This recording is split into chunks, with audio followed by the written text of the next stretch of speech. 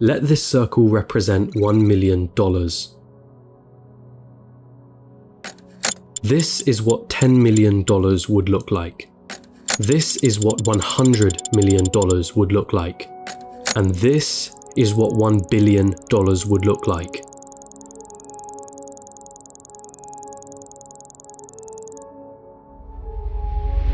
Jeff Bezos, the founder of Amazon, has a net worth of 117 times this number.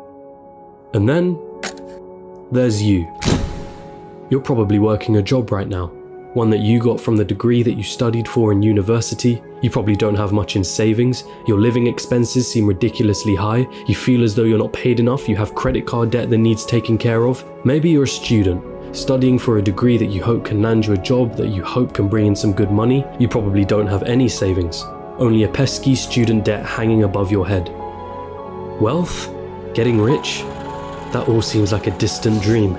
How did they do it, you ask yourself? Seeing all those millionaires, billionaires, especially the ones who got there at such a young age, it baffles you, it makes you angry. They got lucky. They were born into wealth. They cheated their way to the top. That money doesn't make them happy. Money is evil anyway. I'm not smart enough. I'm just unlucky.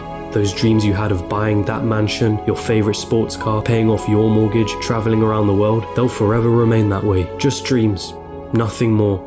Nothing less. You come to the harsh realization, it's a rigged game. It's been a rigged game from the start. And you're on the losing side of it.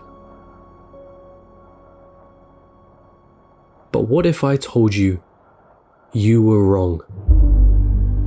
What if there was a way of getting there?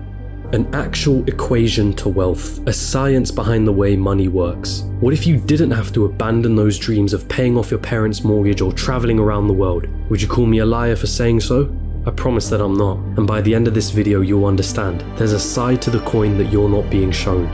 But I warn you, the road is tough. It's filled with struggle. It's filled with ups and downs. It will mean swallowing some difficult truths that the school system and society haven't told you yet. And let me be clear, there are many of you who will not make it to the end of this road. But for those of you that do, at the end of this road lies wealth beyond what you thought you could attain. At the end of that road lies the freedom of never having to worry about money again. So, are you with me?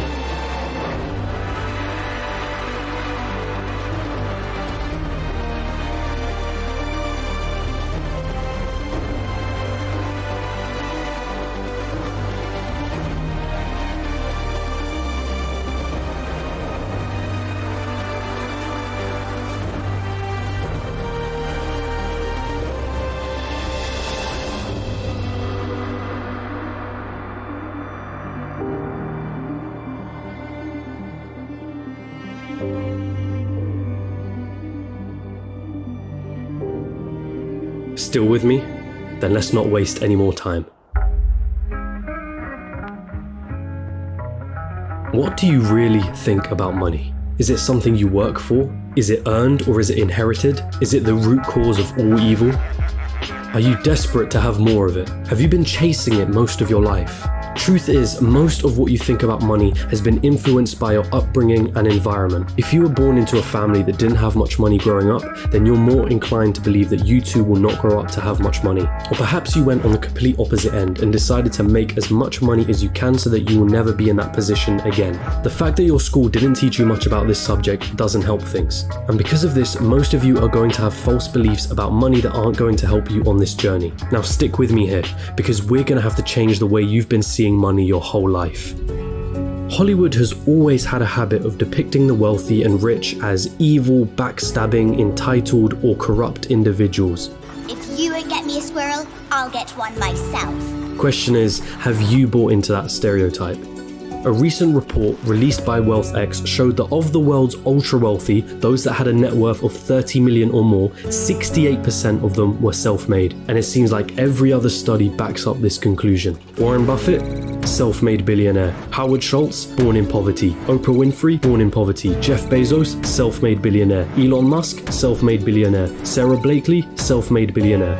What is it that these people know that you don't? Truth is, your equation is all wrong. Here's the two-dimensional equation that you've been taught. Money equals salary earned from a job. Past a certain point, the prospect of getting a job becomes the sole purpose of your education. So what's wrong with that, you ask? I'm gonna assume that if you're watching this, you want to make money, a lot of it, and in as short amount of time as possible. If that is your goal, then this equation for generating money will never get you there. We all have one precious resource, the most important resource of all, and once it's gone, there's no way of getting it back. That resource is time. In a standard job, the amount of money you earn is dependent on the amount of time you put into that job. If you earned $20 an hour and worked 40 hours a week, it would take you nearly 24 years to reach a total of $1 million.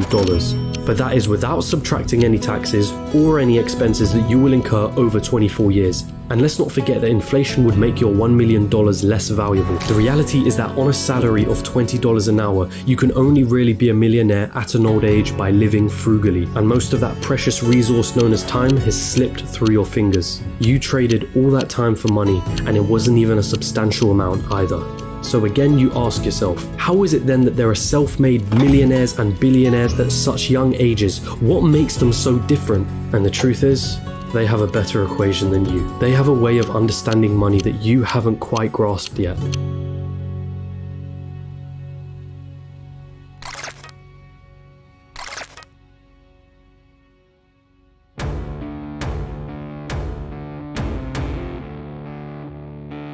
Pay very close attention now. Stop chasing money. In a capitalist society, the rules of the game are as follows. You are paid in proportion to the perceived value that you have. And the people that perceive your value, they are the market, the consumers of the economy. The market is you, your friends, your family, your neighbors, your country. People complain that football players are overpaid, but for players to be paid millions, there has to be a market for the football industry in the first place. People have to see the value in football in the first place for them to want to spend money on matches and merchandise. And if the market has a high demand for football, guess what happens to the players who are at the top of their game? They are paid generously for it. It's not about how hard you work. The cleaner that's sweating and tiring himself out every day is paid far less than the accountant sitting behind a desk. Why? Because the market perceives the value of what the cleaner does to be far less than the accountant. As harsh as it may sound, the cleaner can be replaced by anybody. It isn't difficult to learn how to do his job, and therefore the market will not pay him more than the accountant, the guy who spent years studying numbers, the guy who has saved his clients thousands on their taxes. But even so, we just discussed how getting a job isn't the right equation to amassing a great amount of wealth in a shorter period of time. So then how can we increase our perceived value? What is it about people like Elon Musk or Jeff Bezos that makes their perceived value so high? The first step to this equation of wealth is quite simple. If you want money, solve problems. If you take a second to digest this statement, you'll realize that just about all money runs from this basic premise. If it solves a problem, money will be thrown at it. If it's $1 million problem, then the solution will make you millions. If it's $1 billion problem, then the solution will make you billions. Think about all the problems that a site like Amazon solves. The hassle of going to a store, the hassle of having to wait weeks for a delivery, cheaper prices, and so on. Not to mention all the other companies that Amazon owns and the problems that those companies solve. Jeff Bezos helped solve $1 billion problem and was rewarded favorably for doing so. I see what you did. If you've been chasing money, then you've been doing it all wrong. It sounds almost paradoxical, but if you want money, it isn't money that you should be looking for. You should be looking for problems, and more importantly, solutions to those problems. And once you've found that solution, make a business around it. Wait, so that's it? Just solve problems and money will appear? So I'm gonna have to create the next Amazon for me to be rich, or the next Facebook or Google? You've gotta be kidding me, right? I don't even know how to code. I don't even have the money to start something of that scale. Hold on. You're once more going into old patterns of thinking. Start with a problem. Always start with a problem. Listen to the market around you. What are people saying they don't like? What are people saying they wish existed? What are people saying frustrates them? What do people think is incredibly inconvenient? Is that a problem that you can solve? And also, is it a problem that is worth solving?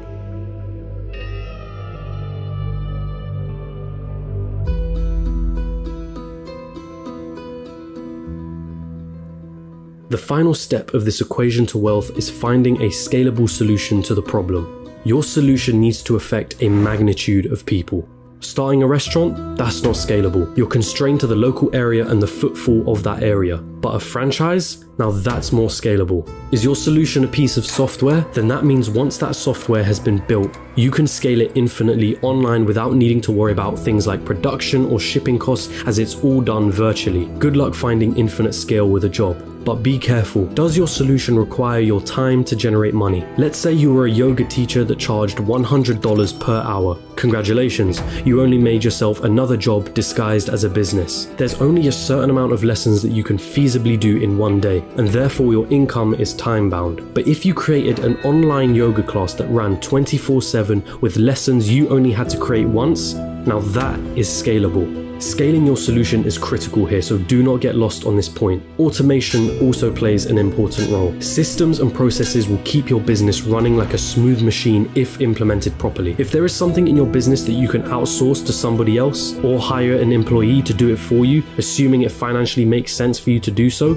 then do it. Tasking yourself with everything is a bad thing. As much as you may think you're the best, there's someone out there that can do a better job than you. Once you've found a solution, it's your job to make sure that solution can be accessed by everyone in your market. It's not about your ego and it's not about what you're passionate about.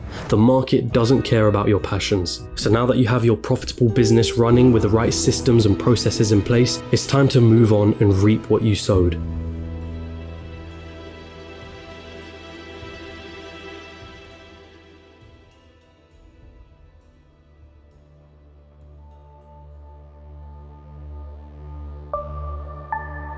There are two likely paths you're going to face at this point. You either continue your business or cash in and sell it. This is the acquisition, the moment someone buys the solution that you spent years building a business around. This is Instagram being acquired by Facebook for $1 billion. This is PayPal being sold to eBay for $1.5 billion, of which $165 million went straight to Elon Musk's pocket, and the countless other liquidation events that happen across the world. This is where all the effort that you spent into building your company comes to fruition. And if you choose to continue running your business, well, there's a multitude of reasons for you wanting to do so. Maybe you love the company that you built and want to stick with your baby. Maybe you think you can add more value to the company and sell it down the line for more than it's currently worth. Perhaps that business runs passively in the background, so you don't have to do much to keep the wheels turning. Or maybe it's a combination of these three things. Either way, you did it. You solved a problem that the market wanted solving, and it rewarded you favorably for doing so. And so now I ask you, what was it all for anyway?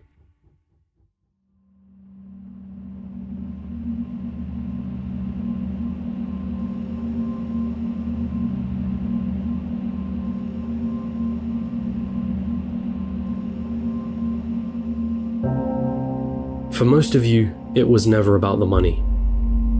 Money is just a piece of paper, a number on a screen. Its value is only backed up by our belief in its value. From the very start, this was never about the money.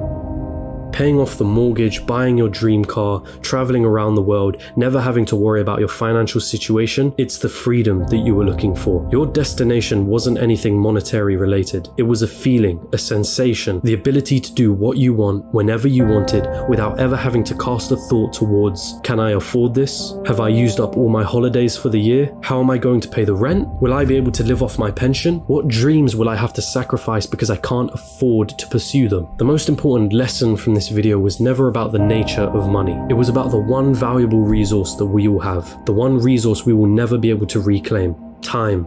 Is giving up a large chunk of your time towards a job that you probably don't like worth it? Is your life settled on working, coming home, watching the telly, sleeping, waking up the next day, and repeating the same cycle till you retire? How many more hours of your life do you let slip through because of this pattern?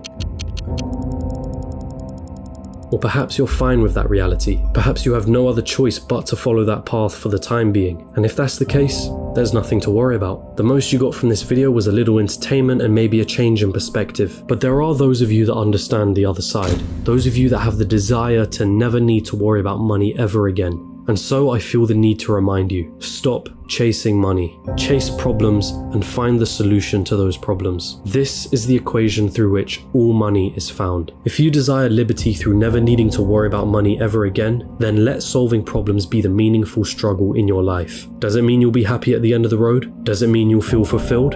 Only you can answer that question. But if your struggle is meaningful, then perhaps it's worth pursuing.